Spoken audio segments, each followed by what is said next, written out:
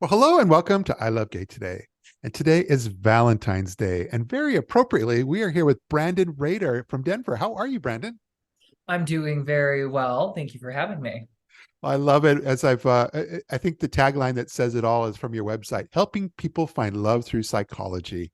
But you do some amazing work, and it's very unique as well. But yeah, tell us a little bit about that. Yeah, so I originally started my profession working as a psychological researcher. So my background's in behavioral health psychology, and I did that for many years full time, and I still do it part time, and it still plays an integral role in my company and how I help people find love. Yeah. But throughout that process, I investigated first date to divorce date so that I could better understand one, how do people connect? How do they attract the type of person that they're looking for? How do they build happy, healthy, long-term relationships? And then going to the divorce end, I wanted to better understand what leads to relationship dissolution. So I worked as a mediator for a couples counseling practice for many years, helping couples in the process of dissolving their relationship or on the verge of. And during that process, I was also doing research and collecting data to identify some of the common causes for relationship dissolution. And I broke it down into 4 C's. That is compatibility, chemistry, catharsis, and communication. And so after creating these categories for these common causes for relationship dissolution, I thought to myself, like, well, geez, what if I could take an upstream approach through matchmaking and dating coaching to help people find a suitable match, someone who has all 4 C's to prevent them from ever needing to get to this stage of relationship dissolution. So that inspired me to then expand it into the dating industry, Yeah. where I then mentored with Patti Stanger from the Millionaire Matchmaker. I've worked with most of the major matchmaking companies and dating services here within the US, refining my skills, honing my skills, and now I work as a consultant for them, helping them refine their process. Yeah. No, I love that. It's really interesting too because you're kind of in this interesting space because it's over the last, like, say, 20 some years, the world of matchmaking and dating and so forth has evolved and become so online oriented. And the apps, especially, and I'll point out, you work with LGBT community and also just with anybody looking for love. So I point that out because in the gay male world, whether it's one extreme with Grinder, but there's all these other things, whether it's Match.com, Tinder, and then also like eHarmony, where they try to do things to really try to go a little extra to connect people and be able to find a good match. But you found a really good space in between there. But it seems like you understand all those the technological side as well. Yeah, absolutely. I mean, there's no doubt that modern dating is digital dating. That's the Yeah. primary method in which people are now connecting. And it's been quite recent where the big dating sites like Match and eHarmony and OkCupid have actually started to integrate a gay aspect of their services. Yeah. Prior to that, they only served the heterosexual community. Yeah. And then, of course, there's apps like Grinder or Scruff, or going to more the relationship-oriented apps, Bumble, Tinder. But they're very different, right? So like Grinder and Scruff, those are hookup apps, Yeah. right? Now, I've met people who've actually developed relationships from there, but that's not really their primary intent.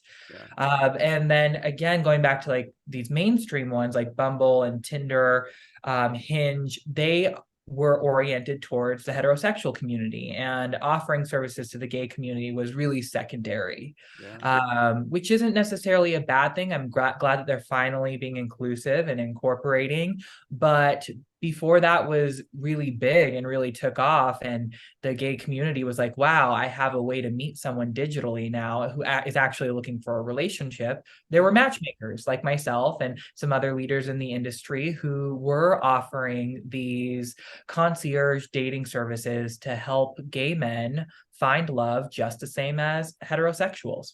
Yeah. But yeah, I saw on your website you've got a multi-pronged approach. You have master classes, coaching. So I mean, you do quite a lot as far as offering different services that folks can kind of sign up with when they want to start working with you. Yes. So when someone approaches me and tells me that they're looking to hire a matchmaker, I first meet with them and we go through this in-depth intake process where I really determine if they're ready for their ideal partner. What the last question that I ask every single person that I interview is, if I introduced you to your ideal partner today, how might you unintentionally derail the relationship development? Yeah. And the reason why I want to know that is, one, are they self-aware? We all have flaws, and the only way you can prevent those from screwing things up is to be aware of them and then work on them. But then also, if someone hasn't worked on it, even if they are aware of it or whether they're not aware of it, but they haven't actually worked on it yet, I then want to direct them to either one-on-one coaching or master classes to help prime them to meet their ideal partner. Because the last thing I want to do is introduce them to their ideal partner and then it not work out. That's a waste of their time, energy, and resources. Yeah. But you have when I Google you, it's very interesting. Your partner's Instagram pops up even before yours, at least for me.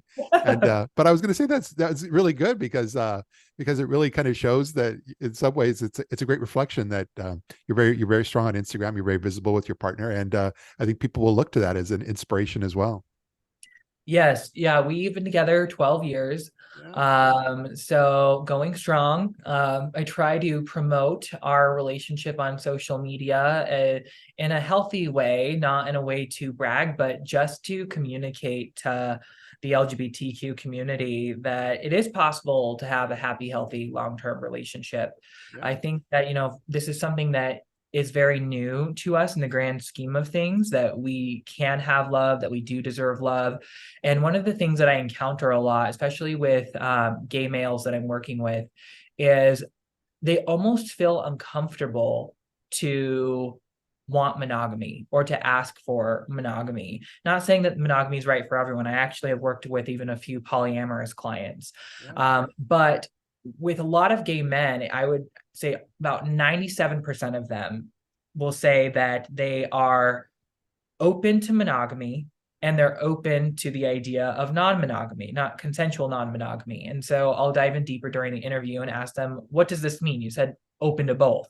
Yeah. And the response that I get is that, well, I would like monogamy. I don't know if it's possible in the gay community to have monogamy. And they've either been cheated on or they have cheated on. And so they say, well, this is the ideal. This is what I want. I just don't know if it's possible. And so that told me that I should start promoting that message more through my own personal experience, as well as through my clients' experiences, that it is possible. If you want monogamy and you're a gay man or in the LGBTQ community, it is possible. Yeah. Oh, well put. Well, I love everything you're doing and what you represent out there. And I'm going to make sure also that when we post this on YouTube specifically, that we're going to have all the links to all your website, your social media, and so forth, and so folks can kind of learn more themselves and discover what you're up to. And but mostly, I'm just really glad you were able to take a few moments of your time and share a bit of your story with our audience here. Yes, I thank you for having me. One of the things I'm going to share with you and with your audience is, typically when people apply to be a candidate, so candidates are the people that we introduce to our matchmaking clients. Yeah. We have a database. Now, typically there is a fee to be considered a candidate and join our database. It's a very small fee, but for the month of February, we are opening up that database for free. So people can use this link to go join our database to be considered as a candidate for one of our clients, or multiple clients if we have multiple matches in mind.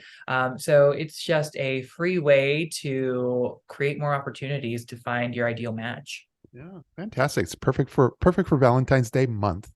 Yes, exactly. Yeah. So for all those people looking for love, we work with a lot of amazing clients. I always tell people we work with high caliber clients, and high caliber, I mean people who have primed themselves physically, professionally, emotionally, and mentally for their ideal partner. Those are all the things that I look for in my clients and all the things that I look for in my candidates, so that we can make quality matches. Yeah. Fantastic. Again, thanks so much for being here with us, and look forward to perhaps someday connecting in the real world soon. Yes, thank you very much. Looking forward to it. Take care now. Bye.